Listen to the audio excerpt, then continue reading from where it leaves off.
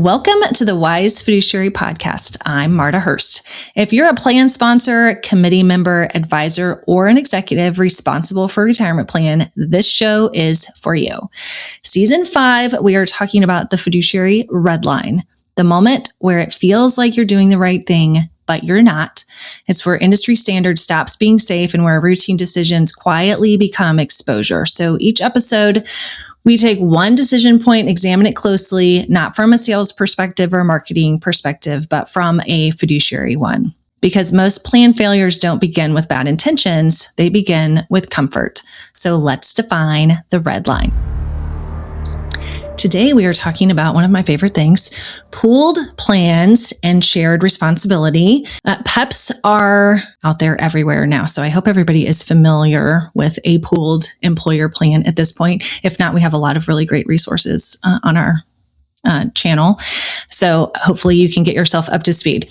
But PEPs are marketed as a simplification, efficiency, and a risk reduction.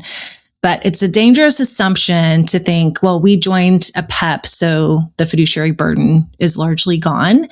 That's the concept behind them. So I want to be clear, that is what they should be doing. But you got to dive a little bit deeper than that. So the red line shows up when responsibility is assumed to be transferred, but it isn't. When oversight quietly stops, when delegation is misunderstood as insulation. The most important thing I can say about the PEP environment is to know what the contract actually says. I was at a conference a few weeks ago, and this actually came up in a session, and several people talked about PEPs that once they started reading the contract language, the things that were supposed to be put on the P3, the pooled plan provider, when you read the contract language, actually got pushed back on to the employer. So it's important to read that and understand. And even in the best of PEPs, employers cannot completely get rid of their fiduciary responsibility. So you need to know what items still lie on the employer that's adopting a PEP. Who is making the PEP decisions? This is also very important. Is the P3 really the one who hired everyone? So this actually came up in a conference I was at recently as well. There was an advisor group who had started a PEP. They used an everything bundled type of provider, and that advisor's office hired everybody because it was kind of essentially one contract that included the P3, the record keeper, the 316, and the TPA. All of that was put together. So really the advisor was hiring them. So if they are the hiring party, are they the ones that are making decisions for the PEP, or is it the P3? But technically the P3 should be hiring the service provider. So know what's in your contract and how everybody fits together, who's hiring who, and what due diligence has happened. All of the service providers chosen by a P3 should have undergone a due diligence process. You should know how things work. There's just some ways to do some research about the providers, and all of that should have happened. So who did it, and just making sure that it's been done. A lot of PEP marketing materials don't equal the fiduciary reality in their contracts. So just looking at a proposal and the highlights of it is not enough. You really need to understand how that translates into the contract language. Think about the controlling documents. So there's a PEP agreement, there's different service agreements, maybe an ERISA 316, a 338, some named fiduciary language. A lot of times committees just assume broad delegation without really reading the scope in the contracts. Have I mentioned you should look at the contract? What to look for in the contract? Who is the named fiduciary? So that should be the P3 for the plan. Who holds the discretionary authority and over what?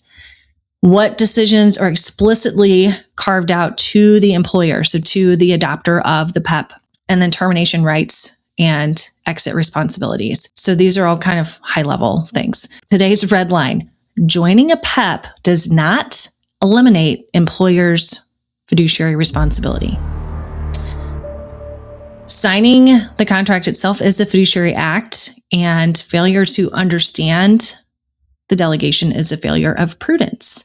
And if you can't explain the arrangement, then you also can't defend it. Which brings us to one of the most understood fiduciary concepts in a PEP, which is delegation. Again, we're going to talk about the contract. Sorry, lots of contracts today. What does the contract actually say? Not the proposal, but the contract. What has been delegated away and what has been shifted back to the employer, or what is required of the employer? Because again, you can't completely get rid of all of your fiduciary liability. So usually there's at least a few things that the employer will be responsible for. What if you know something is wrong with, you're in a PEP, things are operating in a weird way, or I have a great example. I know of a PEP who filed the 5500 timely, but did not file the audit that goes with it. That's not how it's supposed to work. If you are an adopting employer of that, what's your obligation? If you know something didn't go right or something isn't going right, what's your obligation there? You cannot just stick your head in the sand. Delegation is a tool and for protection. So I was thinking about what kind of example to use for this. You don't expect your roofer to fix your plumbing. So what happens when you hire a general contractor to work on your house? They're supposed to take care of everything, right? So you've hired them to do a job. They're hiring the subcontractors, they're hiring the roofer, they're hiring the plumber, but you still evaluate their work, right? They're managing the job, but I don't know anybody who has ever hired a contractor and they're just like, well, hope it goes well. I'll go see it when it's done. If you've ever hired a contractor, you've got some check-ins and like, hey, you said this was going to happen by, then the same thing kind of applies with your retirement plan. You're in a PEP, you've hired somebody, you've hired a general contractor to do all of the things to make sure the projects are going well, to make sure that things get across the finish line and get completed. But you can't just stick your head in the sand and hope it all works out fine in the end. You've got to have some check-ins. And I know for our PEP adopters, we have check-ins to make sure, hey, here's what we've been doing. Here's where things are at. It also gives an opportunity to get feedback from our clients as well. Inaction after delegation is where exposure begins. So do you ever hear from your P3? How is your plan going? What deliverables are you being provided? How do you know how things are going? I think the PEP in general has kind of been touted as this is a way to eliminate is too strong of a word, but definitely to outsource a lot of fiduciary liability. And that's true. That is the purpose of it. You still have to have some awareness of what's going on within the plan. So what employer retained duties are there? So again, even within the PEP, employers typically retain responsibility for, first of all, the initial selection of the PEP provider, right? Like you've looked at some proposals, you made a decision on where to end up. Committee members, maybe your advisor chimed in, but that was a decision that you made, was to go into a PEP, which one to go into. You have an ongoing duty to monitor, certainly your P3. We've heard a lot of things about expectations from the DOL and what P3s are going to be required to do. We don't have a lot of that guidance yet. We don't have anybody looking over our shoulder. So if you adopted a PEP, you should know. You should be doing a little monitoring of the plan and how things are going. You also have a duty to provide accurate employee data. So sometimes that comes through like a payroll feed. It doesn't always mean necessarily you're the one sending the information, but it is your job to make sure that it's accurate. So if you do have like a payroll integration where that information is going over automatically, making sure that if you had to make an update in payroll, that all of that is being done timely so that that information exchange is accurate. And then timely remittance of contributions. Again, we're seeing a lot of PEP adopters have payroll integration. So ideally that is going smoothly. You still have the obligation to make sure that that gets done. You got to make sure deposits get done timely. And then bonding. This is an interesting note because initially a lot of people, including our office, understood that just the employer or the plan sponsor of the PEP would have to be bonded, but that we do not believe to be the case. I think there might be multiple interpretations out there. It is in the best interest of all parties to still have bonding at the adopting employer level. There could be other things that the employer is responsible for. What I just went through are the most common things that the employer retains. But again, depending on your contract, that might put other responsibilities back on you that you thought that you had delegated away.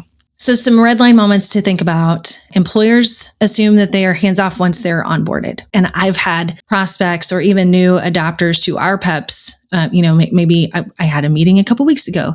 The client didn't get on the call. The advisor said, well, they did this so that they would, didn't have to do anything related to the plan. That is a misconception. You are not, it does not mean hands off for all things. So it certainly means not as much hands on, but you still have to know what you're left with. Not having an internal process for reviewing the PEP, at least annually, there should be one of those. There should be a process to review how the PEP is going, what's getting reviewed, how is it being reviewed, who does that. Another red line moment, no documentation of continued suitability. How do you decide this? Making changes to get into and out of a PEP. I was at another conference recently. I think I've been to too many conferences lately, but I do get some good insights. So making a decision to be in a PEP or utilize a PEP is different than choosing which PEP to use. Why did you decide that a PEP was a good option or was no longer a good option? Also, be cautious and don't stop your committee meetings because the PEP handles it. Maybe you don't have to have meetings as frequently. Maybe you are covering different things in those meetings than you were before because of the decisions that are made through the PEP. But you can't just dissolve your committee and assume that everything will just be taken care of by the PEP. Let's talk about monitoring the PEP provider. Things to review. What does that monitoring really look like in practice? I recommend a periodic review of fees and expenses, making sure that those are reasonable. Perhaps your P3 or your advisor or someone else has access to some benchmarking tools and will help you with that process. I am not saying when I'm talking about monitoring, I do not mean that you have to figure out everything by yourself, go get your own tools, resources. But these are things that still need to be reviewed, even though you are now part of a PEP potentially. Review the fees and expense for reasonability, investment performance relative to the benchmarks. Every PEP I am aware of has a 338. I think there are some that even have multiple 338s at this point. I'm not suggesting that you do a deep dive into investment analytics. I'm just suggesting keep your eye on the investment performance relative to the benchmarks. Operational success and participant outcomes. So I'm hoping as part of this PEP adventure, you have access to tools and information and reports, and you can see, is this, remember, everything we are doing is in the best interest of plan participants. Are we doing that? Are we seeing more success, better participant outcomes by joining this arrangement? And then address any service issues or participant complaints. Those don't stop just because you are part of a PEP. Sometimes stuff happens and things come up and those things need to be addressed. So I know I've already mentioned our PEPs and how we operate them here at Fiduciary Wise, but we do have a check-in at least once a year. And I ask the question, how's everybody doing? How are all of the service providers doing? Are there things that we need to address to help improve the efficiency of the PEP, which is better for all of us, and so that we can address any specific issues that may have come up? I hope that there are some reports that you're getting from your arrangement, no matter what it is, about maybe the health of the PEP overall, some benchmarking studies. Again, maybe that comes from your advisor. Maybe that comes from your P3. Maybe it comes from your record keeper. I'm seeing more of them provide that information as well. So getting access to that information. And then fiduciary acknowledgements. So I know for our PEPs, we do some annual certifications of work that is completed or reviews that are done. What are you getting in terms of deliverables that show here are the things that are being taken care of that give you kind of a report card of the PEP? If I'm in a PEP, things that are concerning to me, there's no documentation of reviews or questions asked. And I think it can be dangerous that loyalty can replace analysis. So, and this can happen in a standalone plan as well. You get very comfortable with your service providers and you expect that they are always doing exactly what they are supposed to do. And I hope they are, for your sake and for your participant's sake. But I feel like I have a teenager. So this is kind of like the teenager stance, like trust but verify. Ideally, your service providers are doing all the things that they need to be doing, but you need some way to verify that as well. That makes you as a plan fiduciary feel comfortable. A little fiduciary standard reminder. Prudence is process driven, not outcome driven. A good service provider today is not automatically a good service provider tomorrow. I think this is really important. And I already mentioned having some kind of like annual review or check-in or process, because things happen within service providers, and maybe there has been an ownership change. Maybe somebody got taken over, and it doesn't always have to be something that big. You need to make sure that the service providers that are involved are still a good fit for you. Ongoing monitoring is how fiduciaries prove they stayed on the right side of the red line. If something goes wrong in a PEP, you're generally protected from the day-to-day decisions, but you can still be held liable if you failed to vet your P3 properly or evaluate the PEP. This is a big one. And again, in a standalone plan as well, if you ignore red flags. So if you feel like something is wrong, it's very possible something is wrong. So like raise the flag, figure out what's going on. So some examples. If your P3 has been charging excessive fees for years.